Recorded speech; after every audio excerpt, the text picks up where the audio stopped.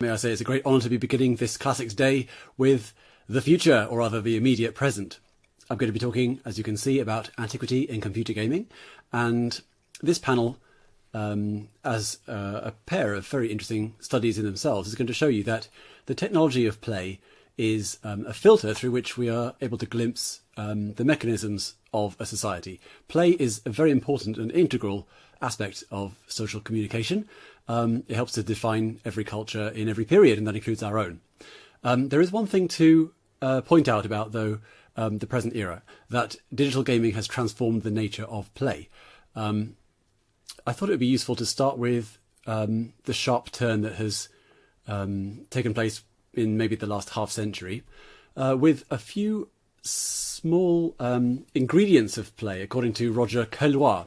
Now, there are a number of game studies and ludological models for interpreting play and games, but I find that Caillois' list of 4 ingredients for all games is quite convincing, and maybe you can try these out on any particular game you like to play. He says that there are 4 different things, and you can have up to all 4 of them in any given game activity. So it's interesting from our point of view as classicists and scholars of the ancient world, or people that are interested in ancient history, that he's chosen Greek and Latin titles for these concepts. Number 1 is Agon, a Greek word meaning competition. And if you study drama, then you'll encounter words like protagonist and antagonist. And this is to do with Agon, the Greek concept of struggle or competition. And this is where the player is either measuring their skill against another player, or they're measuring it against an objective target. So imagine you're trying to get a high score at a game, or to beat your fastest time at solitaire or something like that. These are examples of Agon, of striving at a target, striving to win. The second one, alea, or alea rather, is, in fact, come to think of it, is alea. This is the Latin word of the 4, and this means chance. By extension, of course, it means die, as in the die is cast, alea jacta est, which is the title of this panel, famously attributed to Caesar. Now, chance or randomness is obviously challenging you as a player to react to unforeseen and unforeseeable outcomes. So it adds an element of surprise to the game, of unpredictability, makes it different each time, moment to moment. Caillois' third ingredient is mimesis, another Greek word meaning imitation or pretending. The player is taking a role, imagine themselves to be a character, or to adopt a role for the purposes of the game activity. And then the fourth one, ilinx, is another Greek word, dizziness or vertigo. This is having fun by experiencing something that's overwhelming, that's a kind of a rush of the senses. This is the kind of fun that you have when you spin round and round, or you go on a roller coaster, or maybe you drive a car really, really fast. Exhilaration and kind of the exuberance of partial loss of control, you might say. It also includes making things happen and then watching what the consequences are. So whacking a tree with the stick and knocking a whole load of snow off. That would be an ilinx type experience, because you want to see what happens, to see how much can happen. Now, when digital games go into the picture, I think the balance of these ingredients shifts quite significantly, because given that games are very visual and they tend to have quite a lot of scenario built into them, there's a lot of pre-design to the experience for most types of digital game. Then number 3, mimesis, is very dominant. So we're going to think about the role-playing in games about the past in a much more story-led or story-driven, at least scenario-driven way than we do for, say, chess or noughts and crosses. Although you can imagine yourself as the general of the chessboard, or king of the noughts. It's less of an integral part of the game. Mimesis is very strong in the games that I'm going to show you. Okay, so today's theme is going to be mainly Julius Caesar, the man of the day, who's the direct or indirect subject of many talks today. But I'm also going to frame him with a bit of Greek antiquity, and in particular Greek history and mythology. We're going to spend a lot of time in the mortal realm, and then we're going to wind up in Hades. And a lot of good people have done that before, so we're following in great footsteps. Okay. I thought it might be interesting just to begin by saying how important digital games are today, what a significant part they play in bringing people to the ancient world. It's hard to compare numbers with how many people read the Odyssey compared to how many people have played Assassin's Creed Odyssey, the 2018 game. But if we take one very important translation of the Odyssey, we can look at the numbers for that, and I think it's an enlightening comparison. So to take Robert Fitzgerald's 1961 English translation of the Odyssey, one of the most popular even today. According to the publisher, this has sold over 2 million copies over the 60 years of its publication life. Now, by comparison, the game Assassin's Creed Odyssey, which is set during the Peloponnesian War, has sold over 10 million copies in under 3 years. So significantly more than 5 times as many in significantly less than a fifth of the time. So it's safe to say that a lot more people nowadays know Assassin's Creed Odyssey than know the Odyssey. Now, it doesn't mean that they can't be led towards reading Homer by their study of the past through games. In fact, many will be.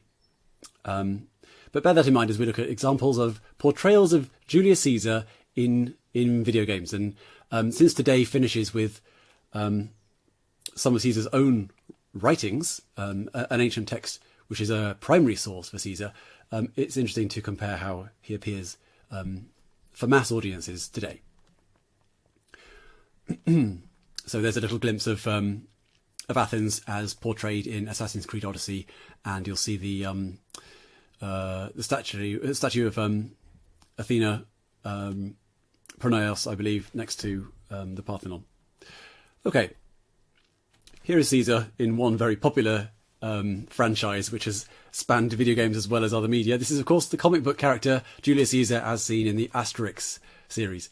On the left you see a very close rendering of how he looks in the comic books, and on the right something very similar with a bit more of a gameplay mechanic visible, presiding over the action. So here Julius Caesar is not really a playable character. He's a background feature almost, but he's important to the plot. But it's not all about Asterix, and here's something very different. This is a screenshot from Fallout New Vegas, a game of a few years ago, 2010 I believe, and this game is actually set in a post-apocalyptic future. But what we see here is Caesar's legion.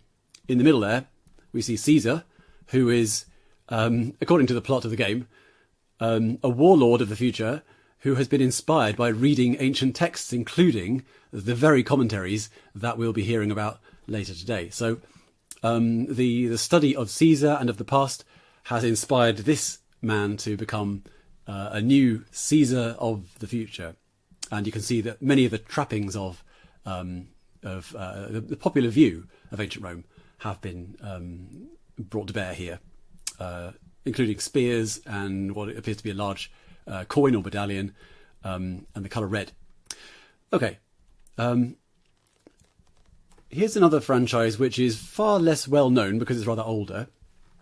Now this game, as you can see from the title screen, was released in the West as Warrior of Rome, but it's actually a Japanese game which was then marketed abroad, and the original Japanese title of it was Ambition of Caesar. It's a strategy game in which you play the role of Julius Caesar as a general, and you have to control your forces on a very schematic map, but you fairly closely follow the plot of the life of Julius Caesar, especially the early period. I believe it finishes with Egypt, but it was popular enough to have a sequel, and it shows that even in non-Western, non-European contexts, the creators and the consumers of a digital game can be fascinated with Julius Caesar as a character. And this is rather different from the ones we've seen before, because Caesar's Legion and also the Julius Caesar of the Asterix franchise, they're not good guys. Whereas in Warrior of Rome you play as Julius Caesar in a strategy game. A theme is developing here, and I'll come back to it a little later. Here we see a different franchise of strategy games, and I could hardly fail to mention Caesar and its 3 sequels. Caesar, Caesar 2, Caesar 3 and Caesar 4. The Roman numerals, as well as the title, show you that this is a very Roman-themed strategy game franchise. And although you're not playing a historical Julius Caesar the way that we know him, because this is a city-building game, you can see from the tagline of the original game there in the top left, Rome wasn't built in a day. How long will it take you? So you're actually playing as Rome, or the Romans, more than Julius Caesar himself. But it shows you that the name is synonymous with imperial conquest, with the growth of Rome, its rise to glory and greatness. So that power is distilled into the name Julius Caesar for gaming audiences, which is almost the same as saying mass audiences, despite the fact that sometimes he's on your side and sometimes he isn't. Here is a very benign-looking Julius Caesar from the Civilization franchise. This is the longest-running, one of the very largest strategy game franchises, and it's a combination of city building and conflict. It's a turn-based strategy series, and I'm sure that many viewers have actually played a Civilization game at some point. I think this image comes from Civilization 4. The game is currently, it has reached number 6. The first one was in 1991, so this is one of the longest running strategy franchises, and the Romans were there from the start. Julius Caesar is one of the figurehead individuals who are almost the brand, or at least the representative of the nation, competing with others. So there's at least one individual in every game who is the kind of the face of that civilization, and Julius Caesar, of course, is the face of Rome. And notice he's wearing his characteristic purple toga. So this is a somewhat researched portrayal, although he does look slightly different than he normally does. Anyway, I won't dwell on that. The next example, to my mind, is much more interesting because it isn't a strategy game. In this game, on the PlayStation 2, so from a few years back, was another Japanese game, Shadow of Rome. And in this screenshot on the right, we have the famous line, Et tu, Brute, not presented as a question, but presented in Latin. And it's the moment where Julius Caesar is assassinated. It triggers the plot. He isn't actually part of the game, but it is a very interesting view of Imperial Roman history, especially in the latter part of the 1st century BC, because the 2 playable characters in the game are, on the left, Agrippa, and on the right, Octavianus, aka Octavian, looking very glamorous with glossy blonde hair. So these 2 individuals have different activities. Agrippa mostly ends up in combat, so he's a sturdy and violent individual. Octavian takes care of the stealth missions, so he's a lot more discreet and tactful. Read into that what you will, but this is a very exceptional example of a almost entirely historical rather than fantasy or mythological game, which has Roman political figures as the playable characters. Now that we've seen a range of different treatments of Roman history through the lens of Julius Caesar in digital games, I think it's time to draw some conclusions. So, Julius Caesar seems to be almost exclusively, perhaps entirely, associated with strategy games where he's on your side. So he is good at empire building, and this also includes being a good strategist in combat. There's a couple of games we've seen, for example, at the beginning with Asterix, and also later on with the introduction to Shadow of Rome, and arguably with Caesar's Legion in Fallout New Vegas, where we find him not in the strategy genre, but rather villainous. So these seem to be your options. Either he is the face of the Roman machine against which you're resistant, or he's the face of the efficient Roman clockwork which you control. Either way, he doesn't interest game developers and players as as a personality, it seems, more as an inspiration, a model, a way of doing things. And that, of course, is almost synonymous with the Roman way of doing things. I will finish with the swerve, perhaps the transition into the afterlife and back to Greek mythology. I'm going to talk about most people's game of the year 2020, Hades. I think if we're going to talk about the ancient world in computer games, it's very important to acknowledge the presence of Hades in most people's game library. This doesn't have any Roman history in it. You're going to see a very different take on the ancient world here, because by and large there's a split between the Greek mythological stuff, which is more story driven, and the Roman historical stuff, which is more strategy based, which is more about systems and techniques and city building and conflict. And there are exceptions to this. I've pointed to Shadow of Rome, for example, but that's rather unusual. You tend to get this kind of silo effect, just as you do in Hollywood. There are formulas, there are accepted areas in which you find certain themes. And that seems to be how things are most of the time in gaming. Hades reinforces this, but in many ways is very original. And if we pair this with Assassin's Creed Odyssey, we see that Antiquity is refreshed and deepened by some often very ambitious and original digital games. So here's just a small selection of the 50 plus Game of the Year awards that this game won. It's a large game in terms of dialogue. I asked Greg Kasavin, the creator, how much dialogue there is in it, and he said there was over 300,000 words of spoken dialogue.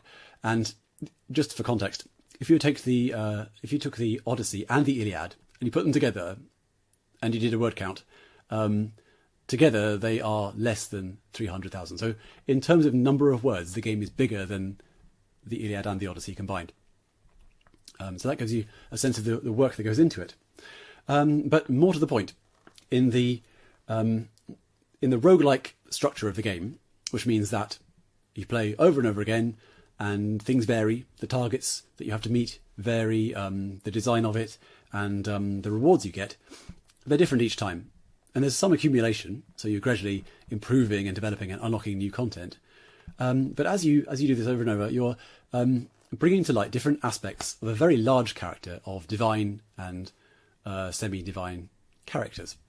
The main character here, Zagreus, the one you play as, a marginal figure in Greek myth as we know it, as classicists, he is the star. He's the son of the titular Hades. He has a very bad relationship with his mean, domineering father, and he is constantly striving to battle his way through the afterlife to the surface to reach the mortal realm and discover the secret of his origin.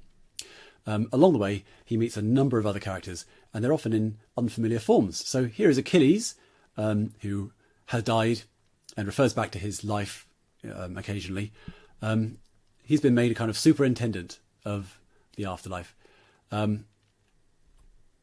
Here we have Athena, and anybody who is aware of the very interesting debate triggered by a famous study of the influence of Africa and non-European cultures on the earliest phase of Greek culture, which was titled Black Athena, will be gratified by the presence in this game of a literal Black Athena.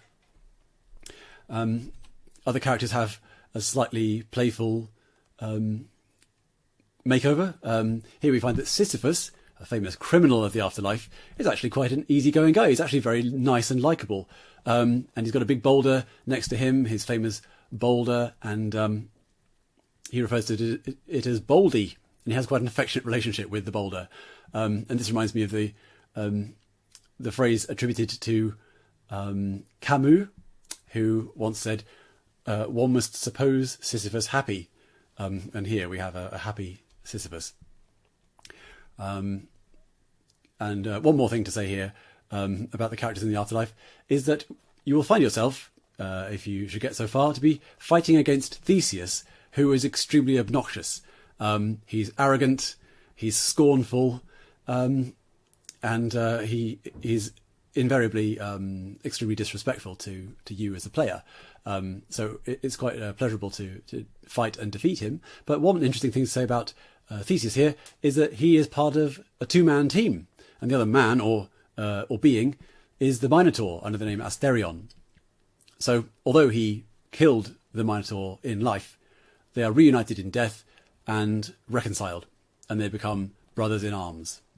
So this is just another example of the original treatments that are given to the various different characters who might be familiar for Greek myth. Okay, I'll just let the image credits sit on the screen for a little while I wrap up some of these threads together. So we've looked at examples of Greek myth, examples of Roman history, and the character of Julius Caesar and how he is portrayed for better or worse, and according to which styles of play. We find that playful treatment is sometimes to be found, and this is dependent on the style of game. But often Julius Caesar is the most serious and perhaps the most impersonal of Roman characters, because he has become so synonymous with Roman success in combat, and also the prosperity of Rome, its scale and its stability. So it's almost as if Julius Caesar had not been the enemy of Rome at any time, and not spent most of his time in overseas territories, but he had somehow taken the place which we normally ascribe to a leader like Augustus. So he's a sort of prototype for much later Roman imperial figures, and in fact may have supplanted them in the popular imagination. And it's not just because Asterix happens to be living in the 1st century BC that Julius Caesar is a significant character, but it's because he is occupying the best known period of Roman history from the point of view of the writers of the Asterix comic books, and that is because they were French and Belgian, and those parts of the world, of course, had Julius Caesar strongly imprinted on their national psyche and of course their education system. Now, as the classical world finds its new place in a constantly changing educational context, we can only say that video games are keeping Julius Caesar and ancient Rome and ancient Greece and Greek myth in the public imagination in a, I wouldn't say a reliable way, but certainly an inventive and a very high-profile way. So it's important to recognise that just as film, novels, music, poetry, all kinds of other media are important places to find ourselves in our treatments of ancient Greece and Rome, video games are just the same. And the story is set to continue in 2021 as more games come up on the horizon, including, for example, The Forgotten City this summer, a game set in a version of an ancient Roman town with yet another imaginative twist. But I'll leave things there, and I believe it's time for the next paper of the panel. So thank you very much.